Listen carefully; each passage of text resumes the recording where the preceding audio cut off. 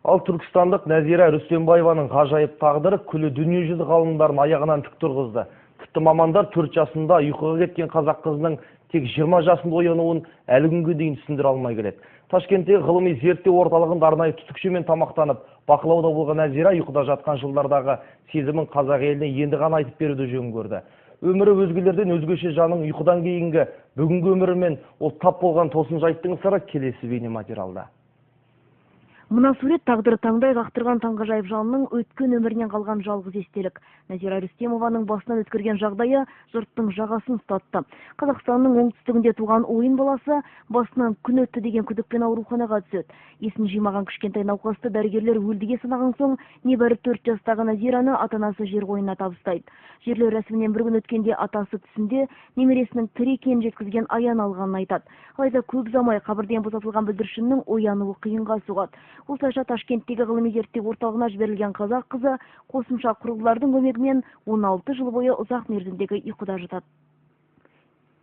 Мен ұйқыда жатқан кезде кәдімгідей түс көретінмін. Үнемі шырт ұйықтап жатқан қыздың бейнесі енетін. Ол кезде сол жанның өзім екенімді білмедім. Тіпті өрік алма ағаштарының гүлдеген кезіндегі иісін де сезетінмін.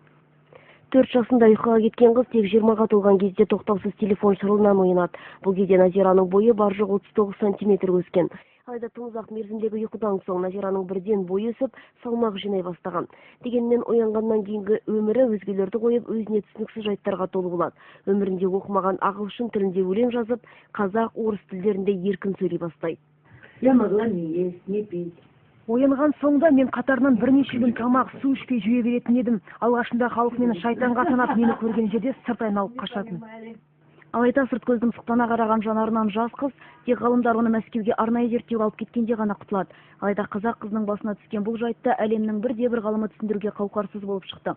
Ми қатпарларының психикалық күйзеліске төтеп бере алмауынан болатын бұл құбылысты медицинада литаргиялық ұйқы деп атайды. Ол кикілжіңге, күйзелістерге төтеп бере алмайтын адамдардың кез келгенде кездесуі мүмкін.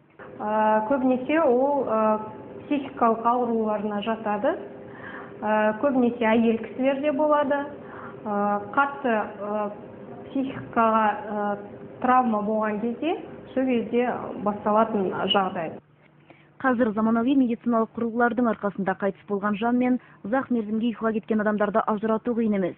Ал бұл бүгінде 20-ге келген Нәзира Рүстемова тап болған жайттың қайталанбайтынын білдіреді. Лимон Асалиев, Думан Сүлейменов, Ринат Абылқайыров, Алмас Бестембеков, Информбюро, Алматы.